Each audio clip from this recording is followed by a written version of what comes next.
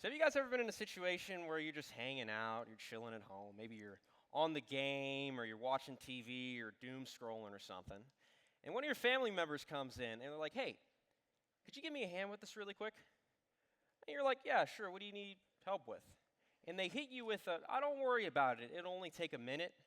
And about an hour and a half in, you realize that this is not going to take a minute. Let me give you an example from my life. So my brother Rhett, who since has moved to Louisiana because we can't really afford a house over here, unfortunately. Um, when he lived here, he was a huge car guy. I guess he still is a huge car guy. He'd always buy these beat up vehicles and fix them up and drive them around for a little bit. They break down, he'd fix them up again, and the cycle would repeat. And he would use my unpaid labor to help him in this endeavor of his.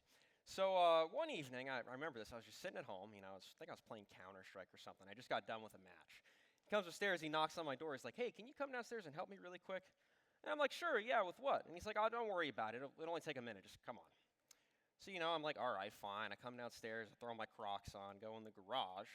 Lo and behold, the transmission of his Jeep Wrangler is just sitting on the floor in the garage.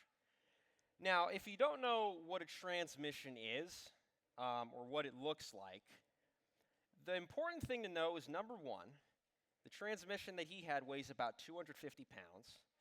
Number two, I don't know if it was because he's cleaning it or just because it's in a car. They're very greasy, easily to slip out of your hands. And number three, there's really only one side you can hold it from. There's like a lip that you can put your hands in to hold it. On the other side, it's like a weird oval that you have to like hold it like this and do this. It's really weird.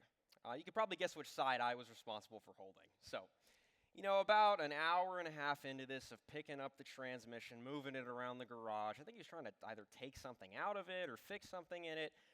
I realized, man, this is not as long as I thought it was going to be. And I'm thinking in the back of my head, man, if you told me, maybe I would have put on some real shoes, because if we drop this thing, my foot is going to be a pancake. And more than that, I was thinking, if you told me this was going to be an hour and a half, I probably would have just said no. Which you think I would have done the next time he asked for help, but that didn't happen. I gave him help on his Jeep, on his small Chevy. We took off the front bumper of that, and, we spent a lot of time dealing with these vehicles. But every time it started with this, "Hey, can you help me really quick?" And it ended with a, "Don't worry about it, it'll only take a minute." That story's kind of funny, and I'm sure you guys have your own examples. Someone comes in, they're like, "Hey, can you help me?" "It'll only be a minute, don't worry about it." But I think there's an attitude that we take from situations like this and sometimes project it onto faith. Sometimes we take this idea of, "Oh, don't worry about it. Just trust me. Don't ask questions. It'll be fine. It'll take a minute," or something along those lines, and think that faith follows this same standard. For example, just by show of hands, who here has ever heard some variation of, "I just have more faith. You just need to trust God more with it. It'll be fine. Like, don't worry about it. Just have faith." Sometimes we believe that faith is just blindly following God, or to some extent just involves blindly following Him and never asking any questions. In fact, this is a really common misconception, and it's one I aim to address tonight. This common misconception that faith means never questioning God. Now, when you look at it just on its face, on paper, that actually kind of sounds great. Like, I would love to have a faith that never questions God. Like, who doesn't want a faith that never doubts? Who doesn't want a faith that never worries? There's so many situations where, I look back and I think, man, if I just didn't worry about it, it would have been fine. Like, it all ended up being fine. God provided in the end. But, man, I was stressing throughout this. Like, if we had a faith that just had no worries, no questions, no doubts, nothing like that, that would be awesome. That would save us so much stress. But unfortunately, it doesn't really work like that in reality. Using the previous example that I just had, if one of your siblings asks you to do something, you ask why, and they say, "Oh, don't worry about it, just do it." How does that make you feel? Like, does that make you want to do the thing they're asking? Does that make you think it's actually going to take the minute that they might say it will? And does that ever answer your original question? Or does it leave you feeling kind of confused or frustrated? It's not healthy if we take this same attitude, this idea of, "I don't really worry about it, it'll be fine. Just put your faith in God, don't ask questions, just trust." It's not healthy if we put this on our faith. It leads to confusion. Like if you're not allowed to ask questions or, have doubts and go to God about it, it's like, well, how are you even supposed to understand why you're doing something? If your neighbor wrongs you, we're called to love your neighbor. We're called to forgive your neighbor. But if your neighbor wrongs you and you don't understand why you're supposed to forgive them, you're going to be like, okay, why am I supposed to forgive this person? I want to get my get back. I don't want to be the person who's, made out to be the sucker. I want to get my revenge. Number two, it leads to frustration. If you're doing something and you don't understand why you're doing it, and you just keep doing it, and you still don't understand, it's like, okay, why am I doing this? I don't understand why things are this way. What's the point of this? If you're going through a trial or something hard, and you don't understand why, you might be in this situation, that's really frustrating. And, I think above those two, one of the things that are really difficult is, if faith is this thing that you're just supposed to trust, you're not supposed to ask questions, you're not supposed to worry about it. If you're a Christian that's worrying about it, asking questions, and, having doubts, having troubling times, it brings up this question in your mind, am I a good Christian? Am I a bad Christian for having these questions? Am I doing something wrong because, I'm just having this hard time? In addition to these things of it just being unhealthy, it's also dangerous. Like, if we don't go to God with these questions, if we continue to bottle them up and stuff them down and think that, hey, I'll just deal with this on my own, I don't need to go to God about it, I don't need to worry about it, I don't need to ask any questions, you can only bottle it up for so long.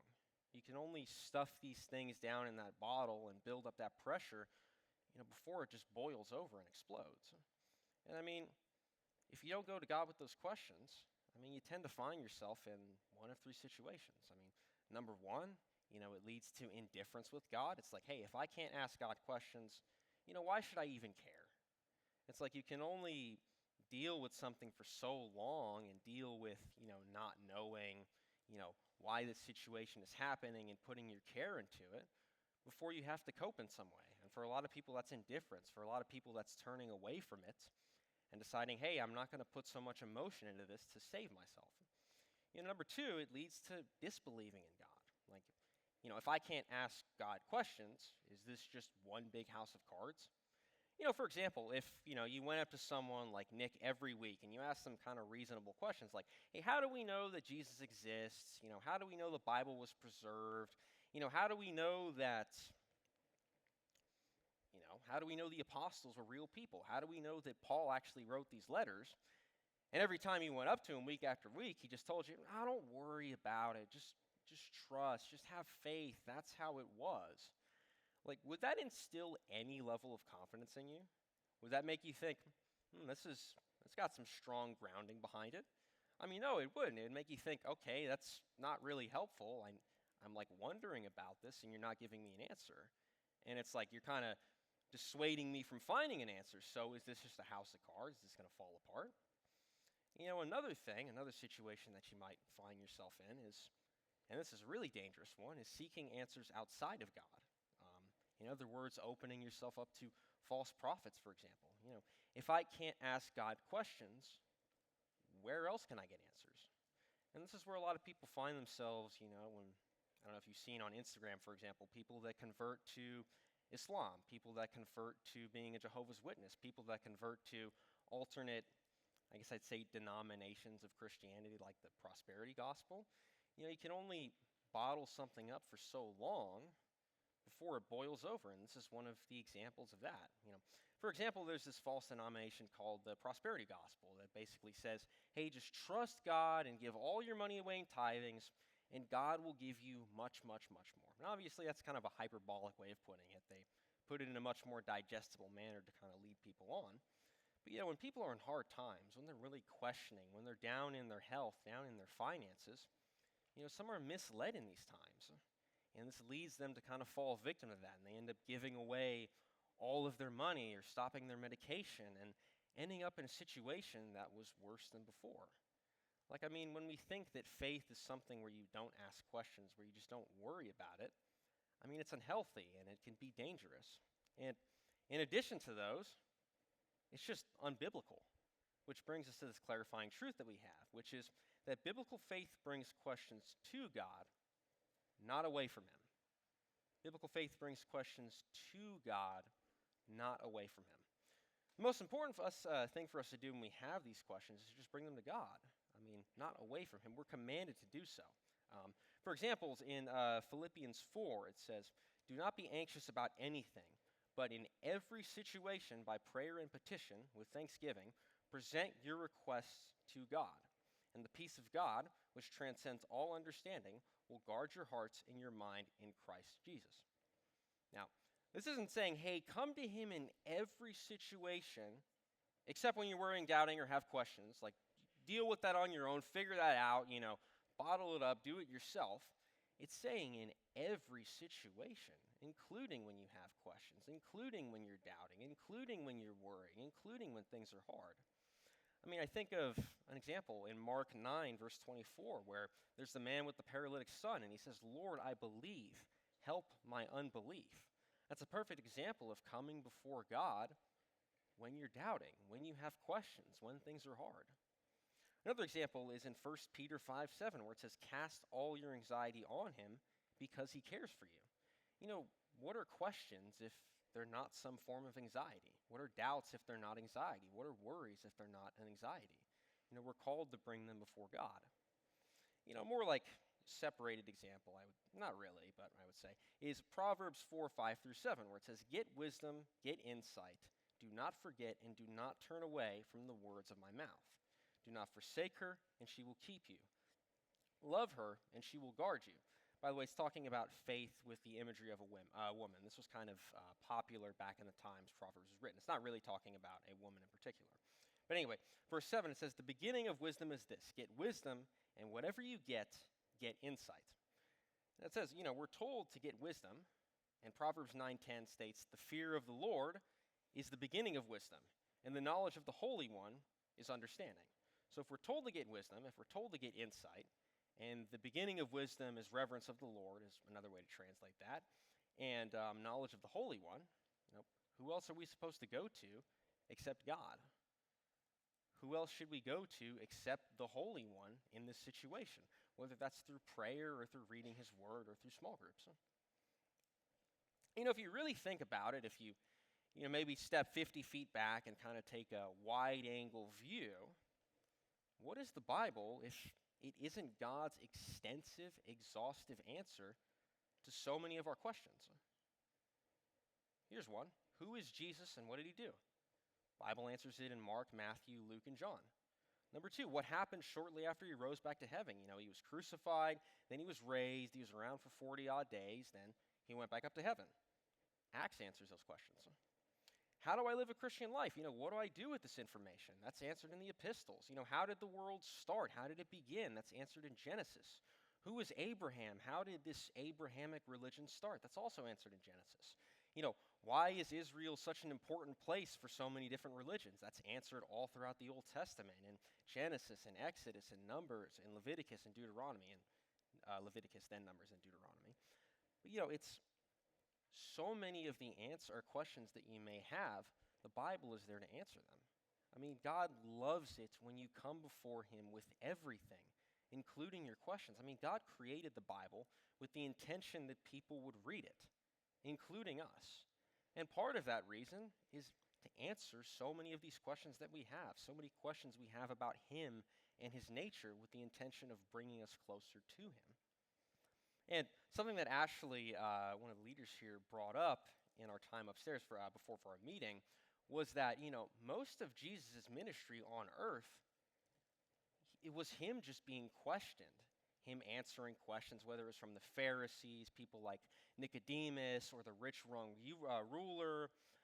So much of his ministry was him just being there, taking questions, and answering them. So, this is pretty obvious to us now that, hey, faith involves asking questions. Faith brings these questions to God, not away from him. It's not this thing where it's like, oh, you just need to have more faith. It'll be fine. Just, don't worry about it. If you have a question, it's not that big of a deal. No, it's a thing where if you have these questions, you bring them to God. It's okay to have these questions. There's nothing wrong with having questions.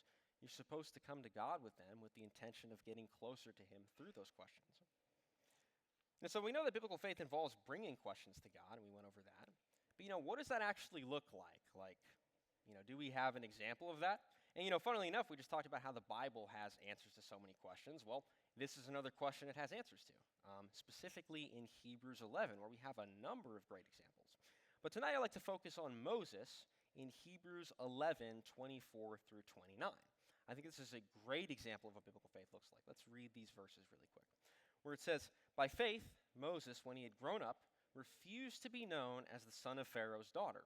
He chose to be mistreated along with the people of God, rather than to enjoy fleeting pleasures of sin. He regarded disgrace for the sake of Christ as of greater value than the treasures of Egypt, because he was looking ahead to his reward. By faith, he left Egypt, not fearing the king's anger. He persevered because he saw him who is invisible. By faith, he kept the Passover and the application of blood, so that the destroyer of the firstborn would not touch the firstborn of Israel. By faith, the people passed through the Red Sea as on dry land. But when the Egyptians tried to do so, they were drowned." As we can see here in Hebrews 11, Moses is exalted for so many of these ways that God used him. Moses is one of the greatest figures in Christianity, as well as Islam and Judaism. The ways that God used him were so great. You have the 10 plagues. You have the Exodus out of Egypt.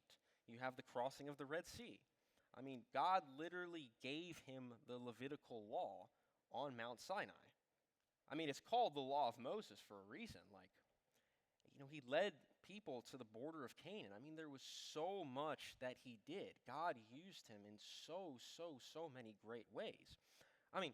So much so that, aside from Jesus, Moses is considered to have one of, if not the most intimate relationship with God as far as prophets go. In Exodus 33:11, it puts it this way, where it says, "The Lord would speak to Moses face to face, as one speaks to a friend." So we can see, wow, he's exalted for all these great things, and God has this really intimate relationship with him. Does that mean that he never had questions or doubts? No, not at all. Not at all. Literally, right after he's called by God in the burning bush, he immediately questions that. Let's go through Exodus 3 through 4 right now, where again, God calls Moses. This is right after the burning bush, or right, I guess, when it happens. And he immediately questions if he's the right person. In verse 11, he's like, "Well, God, I know you're God in everything. I know you've got a pretty good gist of what things are and how things should be. But are you sure I'm the right person for this job? Are you sure I should be called to do this, God?" And God is like, "Yes," in the next verse. And then in 3:13, he's like, "Well, okay, God, I guess if you're sending me, I guess I have to. But, who am I to say I'm being sent by? I'm going to the Pharaoh and the Israelites. What do I say? What do I do?" Next chapter, he's like, okay, in verse 1, he's like, "What if they don't believe me? What do I do then?" And then verse 10, it's like, "Well, okay, but I'm not very eloquent with the way that I put words. I'm not a great speaker, I know you told me what to tell them and to do if they don't believe me, but I'm not very good at speaking." And then in 13, he even goes as far as like, "God, please send someone else, anyone else." And you go further. In Exodus 5, in verses 22 through 23, after he goes to the Pharaoh, and the Pharaoh is no longer supplying straws for bricks, Moses goes to God, and he's like, "God, why are things getting worse now? Why are things this way? Why are they changing? What do we do?" Later in Exodus 17, verse 4, when they're in the desert, they already made it out and over the Red Sea, he's like, "God, I don't know what to do. I don't know how to handle the situation. There's no drinking water. What do I do with these people?" And then in Numbers 11, when the people are fed up with manna, they have a basically infinite source of food, and they're like, "This is not good enough." They want meat instead.